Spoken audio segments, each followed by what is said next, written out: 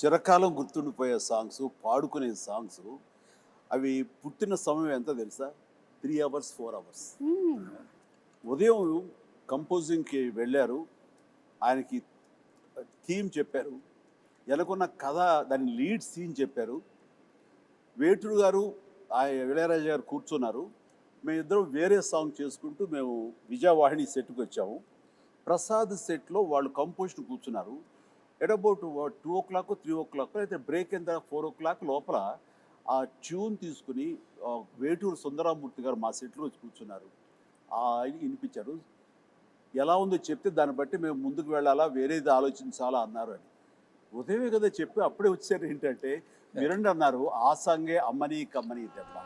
అబ్బని తీయని దెబ్బ ఎంత కమ్మగా ఉంది రోయబ్బ. సాంగ్ ఎన్ని రోజుల్లో తీసాం? అబ్బని తీయని దెబ్బ అంత పెద్ద హిట్. 1.5 day. ఎస్ 1.5 డేలో. Yes Bengaluru race course, Brindavan garden, అక్కడి నుంచి నైట్ జర్నీ చేసి కాస్త మన ఊటీలో ఒక లొకేషన్. ఇది అబ్బాయి లైట్ సారీ, అమ్మాయి బ్లాక్ సారీస్, అలా ట్రావెల్ చేస్తూ పగలు చేసుకుంటూ నైట్ ట్రావెల్ చేస్తూ అలా చేసుకుంటూ 1.5 day. 1.5 డేలో చేసినటువంటి సాంగ్ 35 years అయినా సరే ఇంకా సూపర్ డూపర్ హిట్ గా రన్ ఏ అవుతూనే ప్రోగ్రామ్ ఉంది. లో కూడా ప్రతి ప్రోగ్రామ్ లో ఆ పాట ఉంది. అవును. అలాగే సార్, ఈ సినిమా గురించి ఇంకొకటి కూడా విన్నాను. ఇది ఫస్ట్ మానసరోవరం కాదు, మూన్ మీద అని అనుకున్నారంట కదా? అవును అవును, కొద్ది రోజులు పాటు డిస్కషన్ ఎక్కువ మంది రైటర్స్ వచ్చినప్పుడు ఒక్కొక్కళ్ళు ఒక్కొక్క సలహా ఇవ్వటంలో అదొకటి అయి ఉండొచ్చు.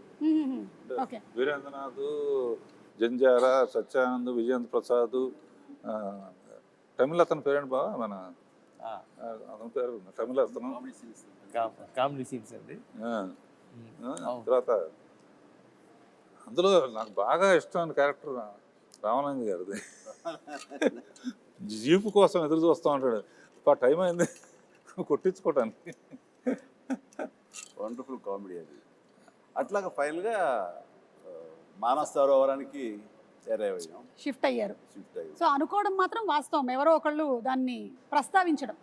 అంటే రకరకాల ఇద్దరు ఎక్కడ కలిస్తే బాగుంటుంది దాని మీద ఇందాక డైరెక్ట్గా చెప్పినట్టుగా మూన్ మీద అయితే ఎలా ఉంటుంది, ఇక్కడి నుంచి అవసరంతో నాకు డబ్బులు అవసరం, బాగా ఇంటి పడిపోయిన ఒక అమ్మాయిని ట్రీట్మెంట్ ఇవ్వడం కోసం ఆ డబ్బులు కావాలంటే ఎవరో ఒక సైంటిస్ట్ ఇచ్చిన ఆఫర్కి నేను చంద్రలోకం మీదకి వెళ్తే అక్కడ శ్రీదేవి కనపడితే అక్కడ సహజంగానే స్లో మోషన్లో నడుస్తూ ఉంటుంది కాబట్టి అదొక అందాలు వచ్చి దేవతలాగా తీయచ్చు అనేది ఉంది.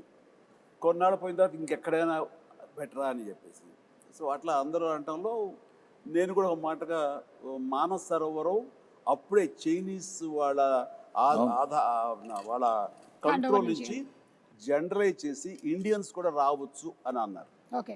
మన పూర్వం జగదేక వీరుడు అనే ఒక సినిమా ఉంది రామారావు గారి, అవును. అందులో దేవతలు మానస సరోవరం దగ్గర దిగుతారనే ప్రతీతి ఉంది. సో ఆ రోజు ఆ ప్యానల్ డిస్కషన్లో నేను అప్పుడే చూసిన ఈ న్యూస్ని వాళ్ళందరి ముందు చెప్తే అక్కడ దిగితే అయితే బాగానే ఉంటుంది. ఎందుకంటే ఇప్పటికి కూడా కొంత మానస సరోవరం వెళ్ళి అక్కడ స్టార్స్ దిగుతుంటే అవే దేవతలు అనుకుంటూ వాటిని దర్శనం చేసుకుని వచ్చే నమ్మకం ఇప్పటికీ ఉంది. అదైతే మోస్ట్ రిలవెంట్గా ఉంటుందని దాని మీద అందరం కలిసి ఏకాభిప్రాయం వచ్చి ఎస్ మీరు అన్నమాట, మీరు అందరూ అక్కడ మానస సరోవరం దిగుతున్నారు కదా, రేపొద్దు తెర మీద చూపిస్తా చూడండి ఛాలెంజ్ అంటూ ఈయన అన్న మాట నేను ఇప్పటికీ మర్చిపోలేను. చూస్తుంటే కనుక ఆ స్వర్గాన్ని, ఆ మొత్తం మానస సరోవరాన్ని ఒరిజినల్ అందాలు కూడా అంత ఇదిగా ఉండవు. అది విజయవాహిని స్టూడియో 8th floor ఆయన అది క్రియేట్ చేశారు. That is creator. Greatness of Raghavendra Rao గారు.